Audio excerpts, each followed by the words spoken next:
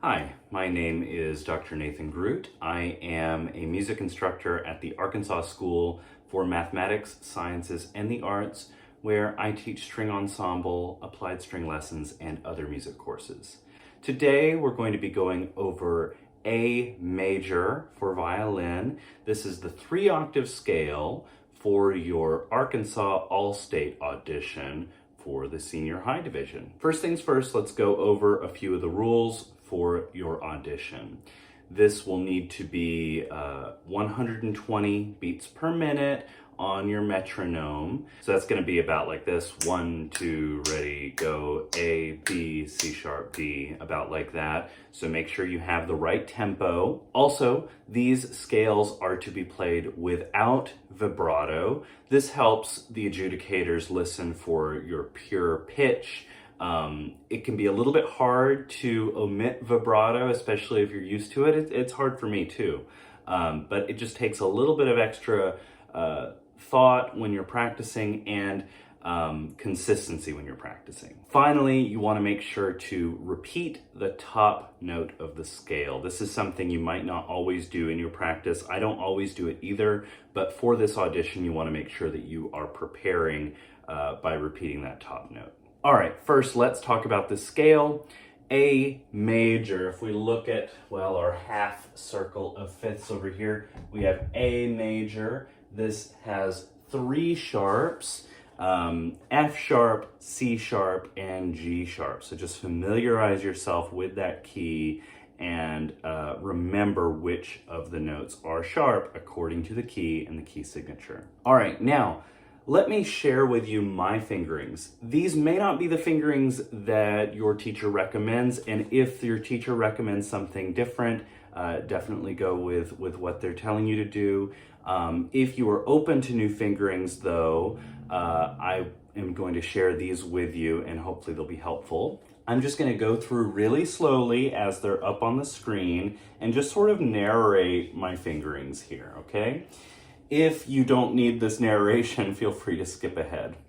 All right, so first finger on the G string, first position, A. Second finger B, that's a whole step above it. Third finger C sharp is a whole step above that, so we're gonna have a space, high 3. D could be fourth finger or open. Then we have E, first finger on the D string. F sharp, second finger, it's a whole step above it. G sharp is a high 3, a whole step above F sharp. A is a half step above that. That could be a fourth finger or an open. B, first finger on the A string. C sharp, second finger on the A string, whole step above B. D is a half step above, so your third finger will be touching your second finger on the A string. Now I shift up to fourth position. I won't get into the mechanics of shifting just yet. We'll get into that in a moment. Shift up, fourth position, first finger E. Second finger, F sharp, whole step above. Third finger, whole step above, G sharp. Fourth finger A, touches G, half step. First finger B on the E string, fourth position. Second finger C sharp, whole step above. Third finger D, half step above that. Shift up to seventh position, E. If you need help, you can play this as a harmonic. We'll get into that a little bit more when we talk about shifting. Okay, above E is second finger, F sharp. Above F sharp is G sharp, third finger, whole step. Remember that your whole steps are nice and close here. And then finally, A is going to be a half step above that. And we're going to make sure we are repeating that note, okay?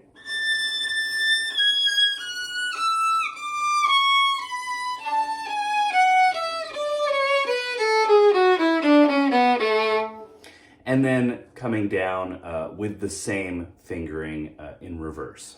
Okay, so those are my fingerings. First position, fourth position, seventh position. There's no extension with the fourth finger. In this case, it's just 1, 2, 3, 4 up in seventh position. Seventh position will also help you by potentially utilizing that harmonic if you need it. Additionally, the use of fingerings 1, 2, 3 shift, 1, 2, 3, 4, 1, 2, 3 shift makes it so there are only 2 shifts up, 2 shifts down, which I like to minimize the number of shifts. Another fingering might be 1, 2 shift, 1, 2 shift, 1, 2 shift, which would have 3 shifts instead of 2. So, different things to prioritize there, whether you're more comfortable shifting to third and fifth position, or if you would like to shift to fourth and seventh but have fewer shifts. And that's what my fingering prioritizes, is fewer shifts but shifting to fourth position and seventh position. Okay, let's talk about the mechanics of shifting really quickly. So when we shift, we are moving our hand closer to us. So when we shift, our hand is moving from first position up. It could be second position, third position, higher than that. And in this case with the scale, it's much higher than that. When we shift, we want to make sure that we let off on any pressure. We don't want to be holding down and dragging. We want to lift off, but still maintain tactile contact. All of this moves as one unit, okay? We don't want this to go ahead and this to catch up, or this to go ahead and this to catch up, or anything like that. We want this to be just like a train on the train tracks moving towards us, okay? This tactile feeling of the finger on the string will help you learn the distance of that shift as you practice it. And we're going to practice the shifts very slowly and also go over the guide tones for this scale. Now, in terms of shifting, the hand remains the same from first through second through third. When we get to fourth, we come halfway around. What do I mean by around? The thumb goes from the side here to about halfway under. And then when we get to fifth, we come all the way under. So this is what it looks like from third to fourth to fifth from this angle. Here's third to fourth to fifth from this angle, okay? When you're in fifth position, you want these bass knuckles here to be nice and high. One question to ask yourself is, if I dropped my fourth finger right now, where would it go? A lot of students, when they get up to fifth position, if they don't change their hand, it would go right there. But if they shift up and they're enough around, and their elbow is more centered, so as I'm shifting, my elbow's coming over, my knuckles are coming up, so much so that if I'm on the E string, I could even pluck the G string with my fourth finger. So coming up so that you can just drop your fingers, this is going to help you a lot in faster tempos, because maybe at a slow tempo you can do this, 1, 2, 3, 4, but in a fast tempo, you're not going to be able to do that kind of swinging, and you don't want to train yourself to do that anyway. All right, so that's your little reminder on shifting. Let's talk just a little bit about the shifts in this scale. So the first shift is on the A string from first position to fourth position.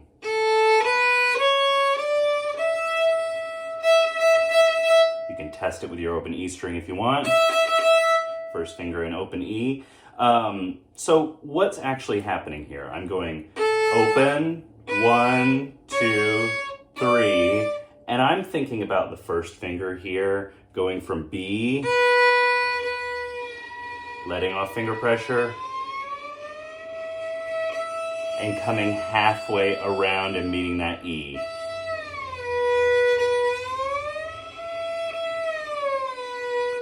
When you're practicing shifting, you want to practice shifting as slowly as you can get away with. Practice slowly so that you can focus on good form. It does you no good to do this, of like hopping back and forth. I want you to practice like this.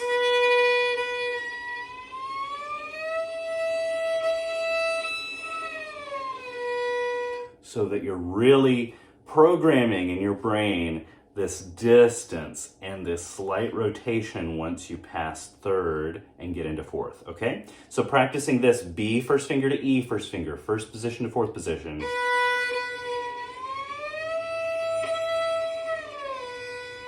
So what comes next is the shift from fourth position to seventh position. How does the hand change from fourth to seventh? So we're halfway around for fourth, and to seventh we come all the way around. So the thumb comes way out on the other side of the neck from where it normally is. Our knuckles are way up. Our pinky finger is ready, so when we first shift up, it's ready to go if we need it. And the good thing about seventh position is we have this handy dandy harmonic where if you don't push the string down all the way, you can find it where it just rings. So if you're unsure, this is a really easy one to find in seventh position. Okay, so we go up the scale.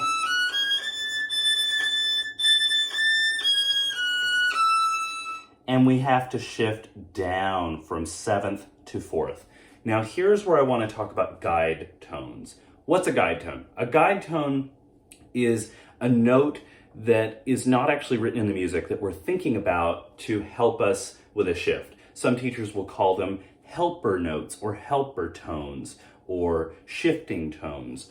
My teachers always called them guide tones, which is why I call them guide tones, but they have many names. So I'm going from E first finger to D third finger in the scale. But really, I'm not thinking about E, D. Here's what I'm thinking about. E, B, D. What I mean by that is I think first finger E, seventh, first finger B, fourth, third finger D. So it sounds like this if I'm practicing with guide tones.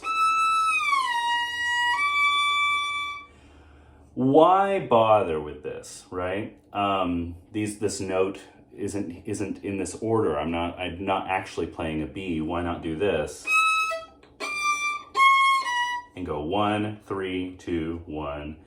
The reason is we will not be accurate if we're thinking just about individual fingers and individual notes. We have to be thinking within a framework of a position, a framework of a hand. So I'm thinking about seventh, fourth, and then the fingers within fourth, okay? So this is really going to help you in general. You want to have your fingers down when you shift rather than going 1, 3, 2, 1, because that will never get you the accuracy that you're after. So how do we practice this? I start out by practicing seventh position,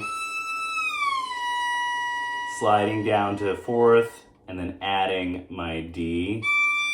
If you're having trouble finding the D there, you can build up to it.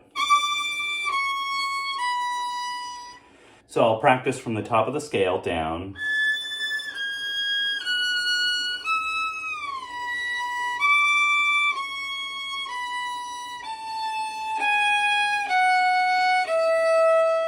Now, my first finger's on E in fourth position. I'm gonna shift down. What do you think the guide tone is? Give you like this long to figure it out. It is B, first finger. Because I'm shifting to first position. I'm shifting from fourth position to first position. E, first finger in fourth position, down to B, first finger in first position, okay?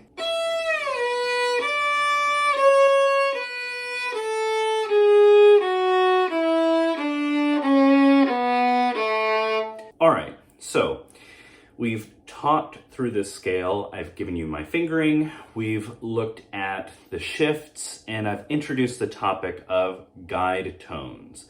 Now it's time to do some practicing. So I will invite you to get your violin out and practice with me. I'm going to be playing with a metronome, also with a drone a little bit. These are things that I would encourage you to practice with me, but also practice on your own, because inevitably you're going to find your own pace that is going to be different from the pace that I'm giving you in this video. So hopefully this can be just one of many tools that you might use. So let's practice each shift, just isolating each shift. So our metronome is at 60. So we're going from B first position to E fourth position. I'm going to play the note for one beat.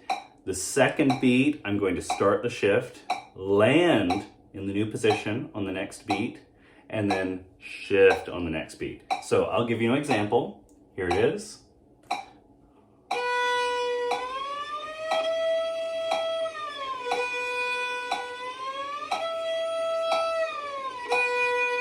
Make sure that you are coming halfway around, so your thumb is coming under, your knuckles are coming up, your elbows coming just a little bit closer to the center of your body. Also make sure you are letting off on the finger pressure so that you're getting that sort of raspy harmonic finger pressure sound. And then also make sure that nothing is getting left behind. This is one unit that's moving. So we're going to go B up to E, down to B. And then we're going to do that 4 times, okay? 1, 2, ready, go.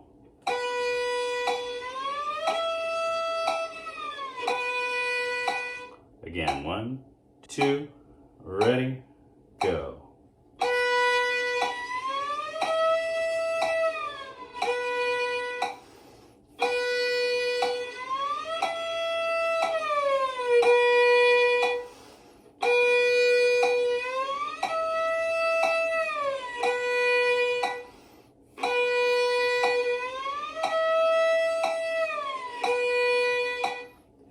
All right, so if you need to slow that down, please do. Isolate it, do it in the mirror, record yourself doing it, all of that stuff. These are the building blocks that our scale will be built on, okay? All right, now the next one is 4th position to 7th position. We're going to give it the same treatment we just did. Remember, from 4th position up to 7th position is all the way around. Our thumb is over here, our knuckles are way up, our elbows closer to the center of our body. If you need help finding it, let's build up to that B first finger. So starting with open A, ready, and building up.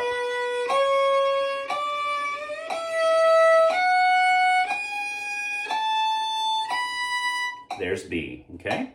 Here's our shift. 1, 2, ready, go.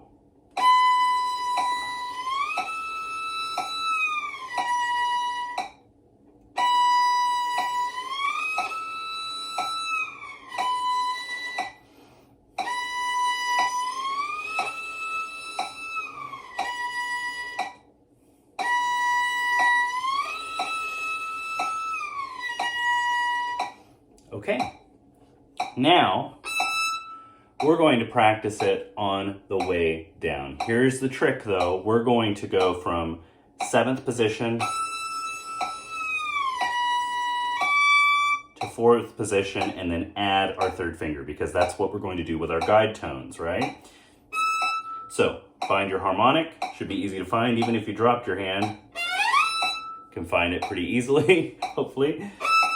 At least it rings pretty loud, so it should be easy to find. Okay, 7th, then 4th, then your 3rd finger. 1, 2, ready, go.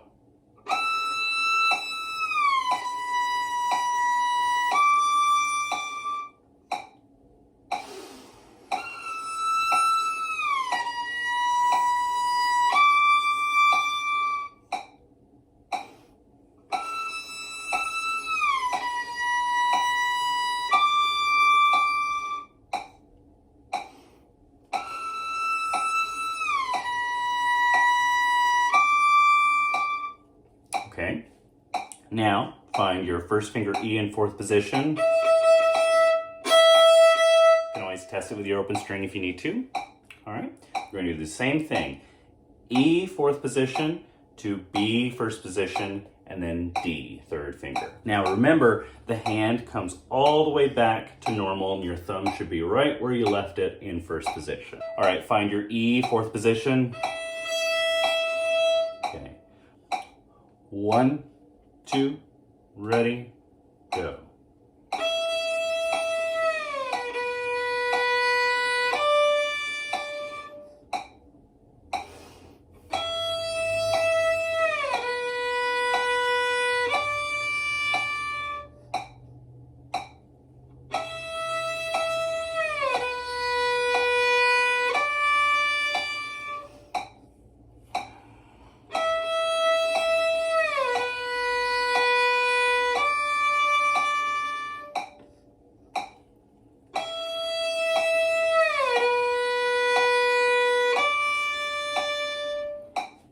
All right, so those are the isolated shifts. We're going to be practicing these shifts some more when we introduce our guide tones, okay?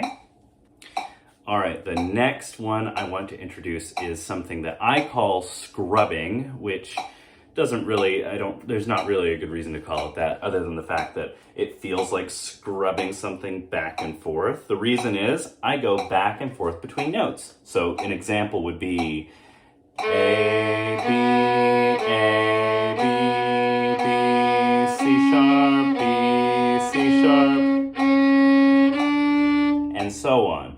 So I go lower, higher, next group, lower, higher, etc. We're going to start out doing this with half notes though, and I want you to listen very closely to each of your notes to make sure that they are really, really on point. You can practice this by doing more repetitions between different notes. So when you're practicing this on your own, you don't have to be limited to just 2 repetitions. You can do more than that. Half notes, scrubbing. 1, 2, ready, go.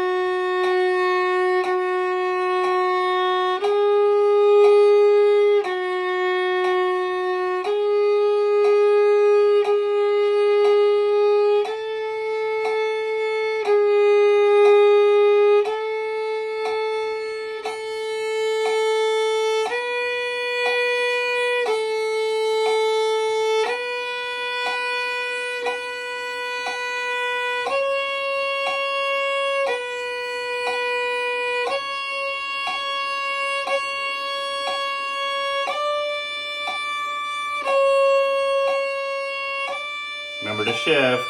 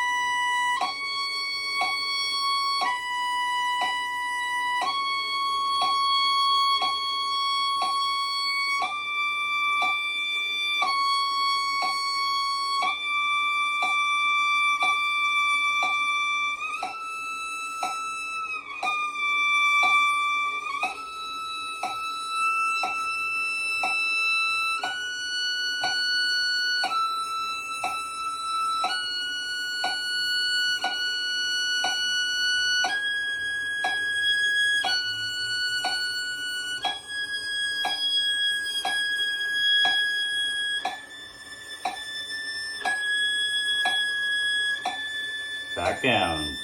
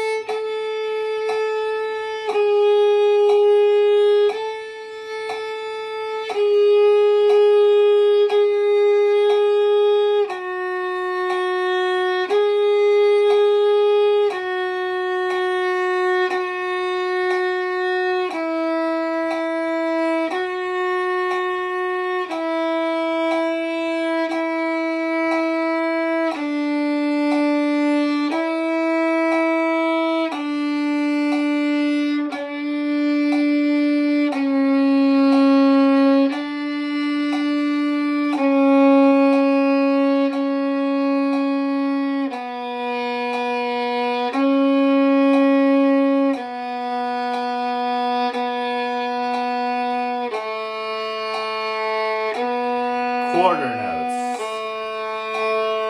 A, B, A, B, B, C sharp.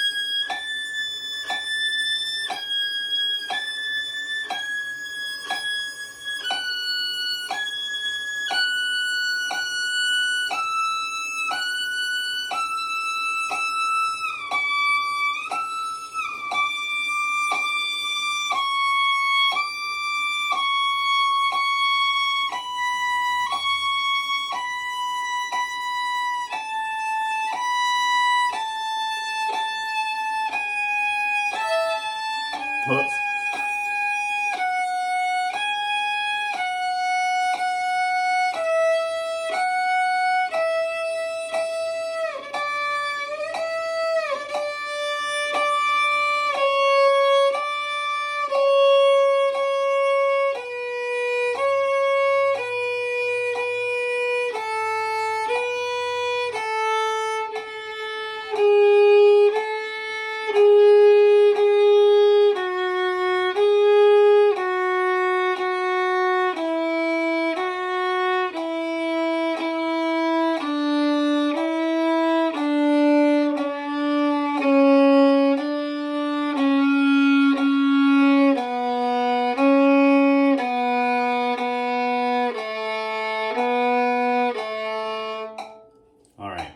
If you want to, you can try that with eighth notes, but you may need to build up to that. It's a little hard to navigate those shifts. I find that scrubbing in particular helps with just really at the beginning, figuring out those finger patterns, figuring out where those notes are. All right, so let me go over how to use a drone, and I'm going to give you 2 examples of drones that I recommend using and that I use in my own practice, and I'll also link them in the description for you. So next, we're taking the metronome away, and we're just going to play with a drone. I just kind of want to model how I'm practicing with this drone, this A drone. I went on YouTube and I looked up cello drone A. It's one of my favorites because it actually sounds like a string instrument instead of those sort of terrible MIDI or electronic sounding drones that you can get sometimes. So the way I'm going to play this is I'm going to play very quietly, just the same way you do when you're tuning at the beginning of orchestra. You play under the drone, under the A, and I'm going to stop on certain notes that are more consonant with the A. The note that is going to be the most obvious one to stop on is, of course, A, but then we also have C sharp, the 3rd, E, the 5th, and some other ones in there. So let's play, starting with A. I'm gonna play out of rhythm, listening. I just wanna sort of model what you might do with this. The other thing to think about is when you have a note that is not right,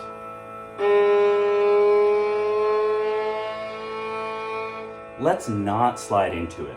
Why? Because what this is doing is it's teaching your brain, or your fingers, I guess, but your fingers don't have brains.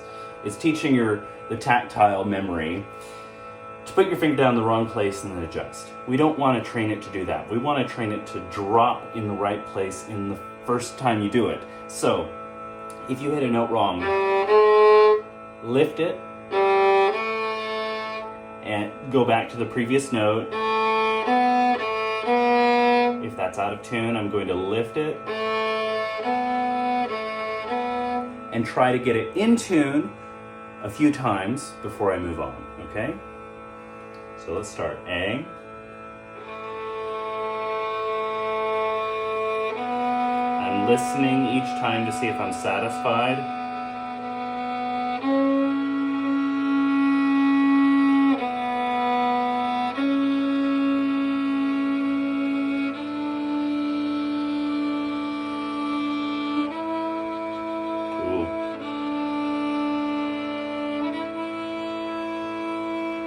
Now I've played it wrong once, I played it right once. I need to outnumber the wrong times, right?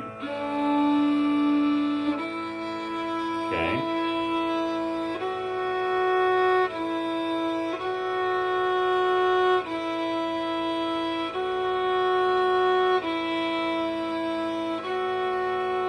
Notice how I'm not playing very loud.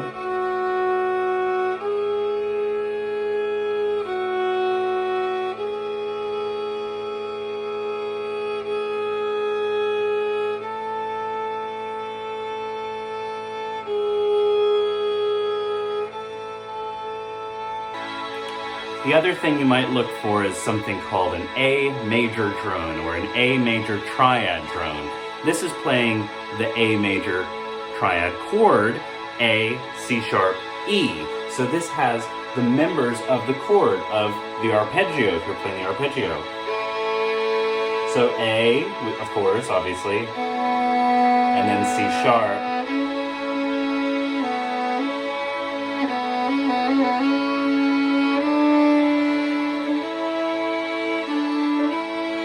And then E. So this is another one I recommend using. So if you're having some trouble hearing the C sharp and the E against just the A drone, this A major drone can be another one that's good to practice with. I practice with drones totally outside of tempo, okay? This is just an opportunity for me to really work on training my ears and work on training my fingers to match what I'm hearing and what I expect to hear from the next note in the scale. So one thing I want to try is I want to add the guide tones in. We're going to do it in 2 ways. We're going to start with half notes and then we're going to do quarter notes. So when we do it with half notes, which we'll do first, each guide tone will get 2 beats with the metronome. When we do it with quarter notes, each one will get 1 beat. So if we're doing half notes, it'll sound like this.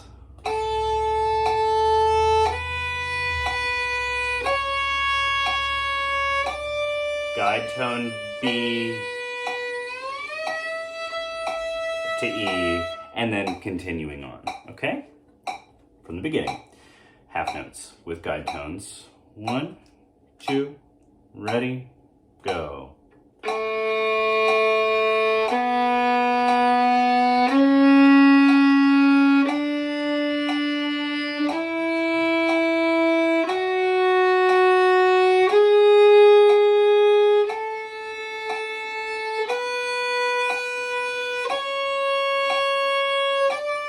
B, E,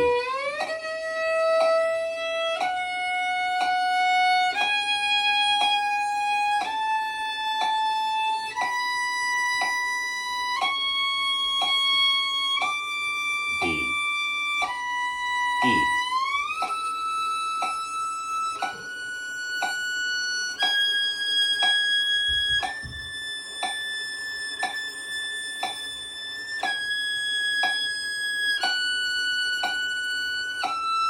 Down.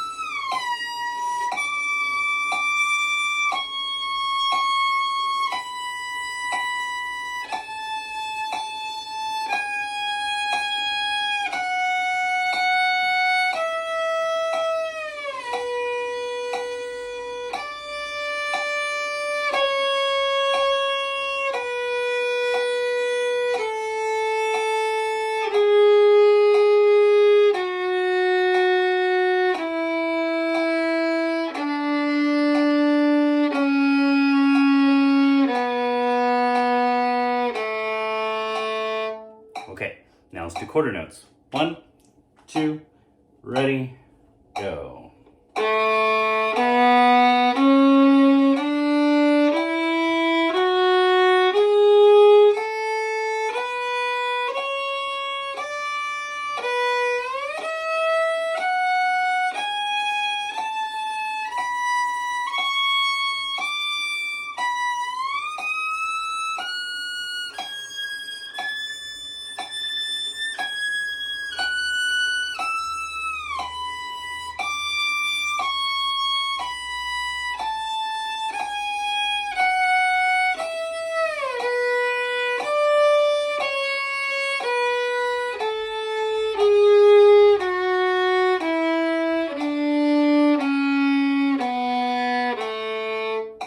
All right, next thing we're going to do is we're just going to play it with the metronome. I'm going to play the scale as written, half notes at 60, quarter notes at 60, eighth notes at 60. And you know what eighth notes at 60 is?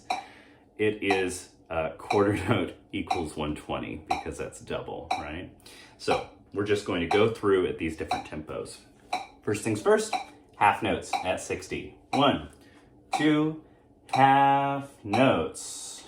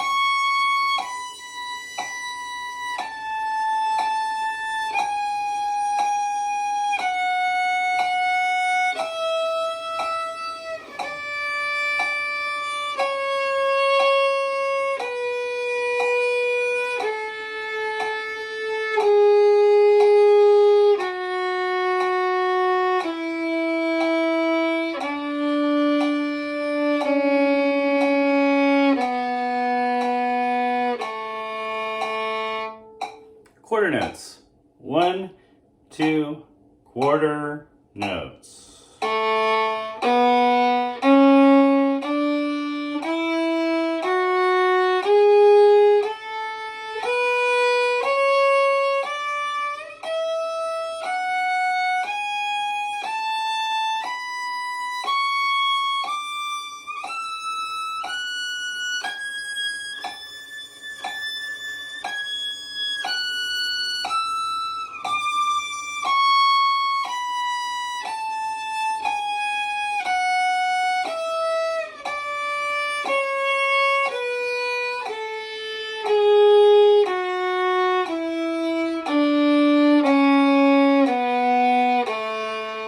One, 2, 8th notes.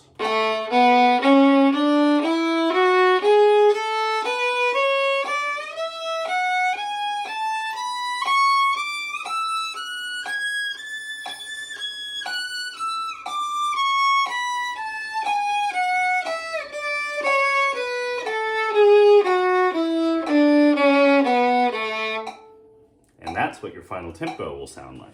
Okay, so now we're just gonna go up in progressive tempos. I'm going to go from 60 to 120 in 5s. You may want to go a little bit smaller increments than that. Sometimes I'll do by 2s, so like 60, 62, 64, 66, etc. Sometimes you might get stuck on a tempo. You might want to isolate certain parts of the scale, so maybe starting from the open A, record yourself, do all that stuff. Don't just sort of blindly go through this, but this will hopefully be just one tool of many that you might use. So let's play it. Quarter notes at 60. 1, 2, ready, go.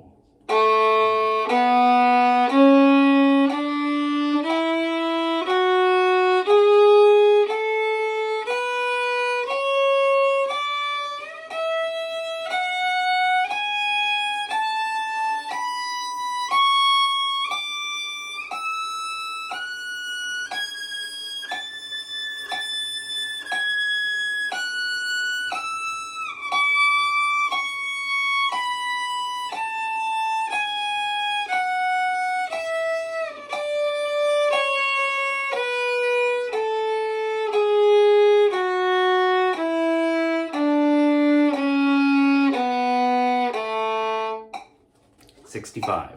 1, 2, ready, go.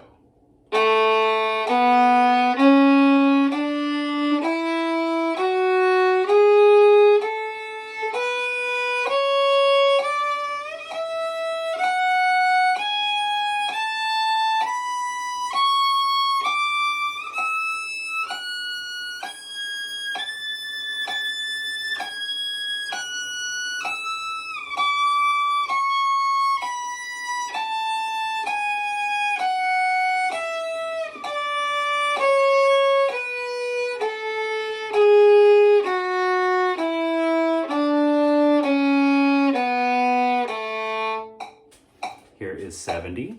1, 2, ready, go.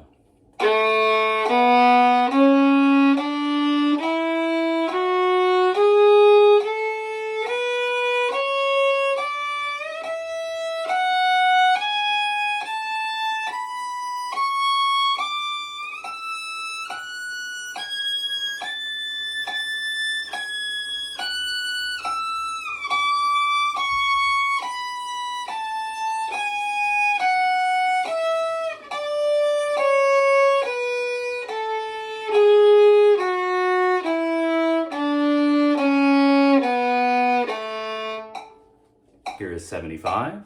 1, 2, ready, go.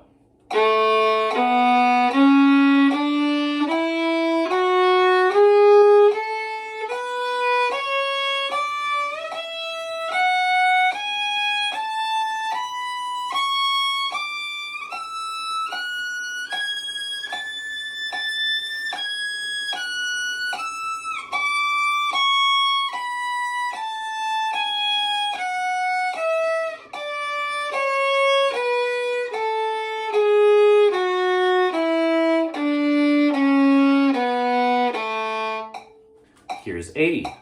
1, 2, ready, go.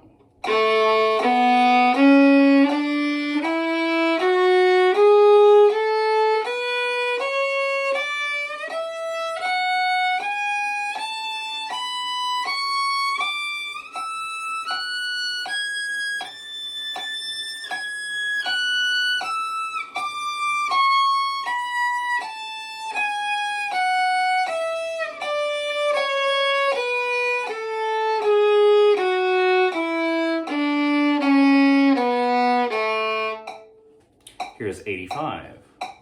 1, 2, ready, go.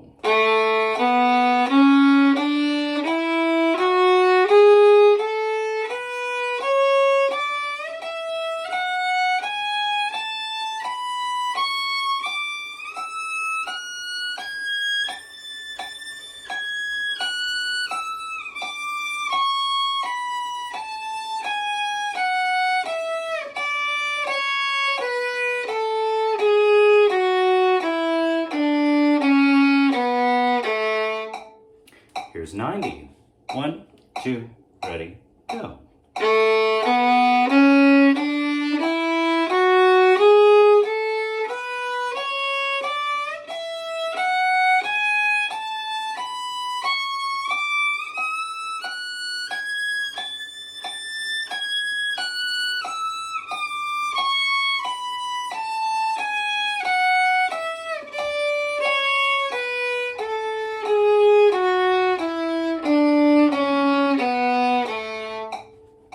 Here's 95. 1, 2, ready, go.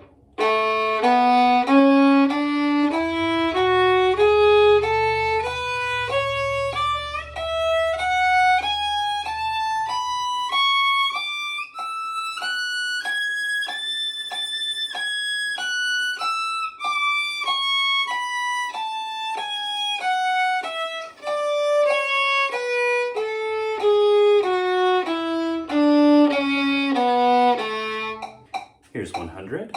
1, 2, ready, go.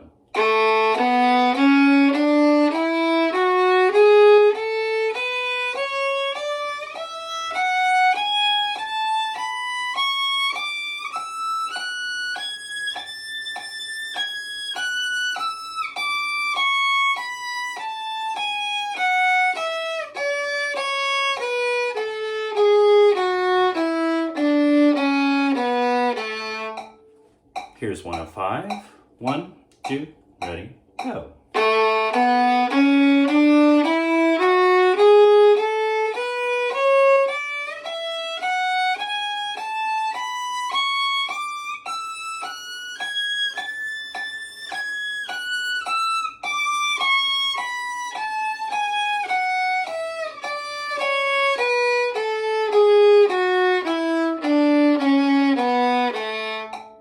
Here's 110.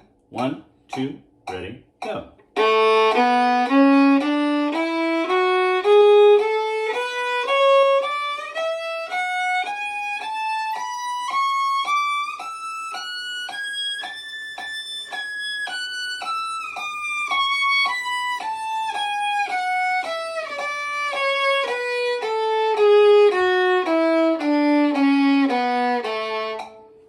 Here's 115. 1, 2, ready, go.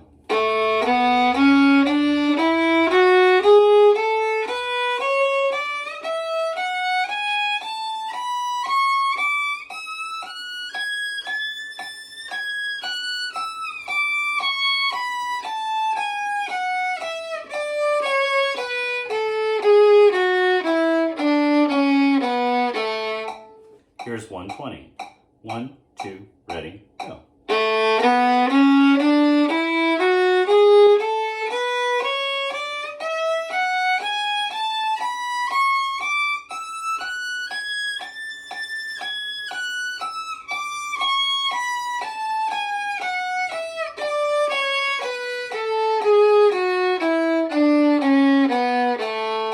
All right, so we talked about the fingerings, we talked about the scale, we talked about the shifts, we talked about the guide tones.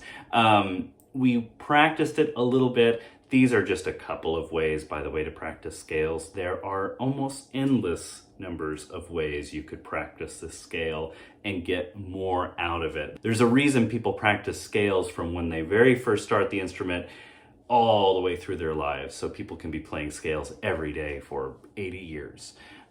So there are endless ways to play them, is my point. These are just a couple. I hope, though, that this video was somewhat useful to you. I'll be going over all the scales. This is sort of your starting point, as it is the first one on our scale page. So you can feel free to refer back to this. This will inevitably be the longest one, where I do the most sort of verbal explaining. But hopefully all of these series of videos on the scales will be useful to you. I wish you the very best of luck in your upcoming audition, and as always, happy practicing.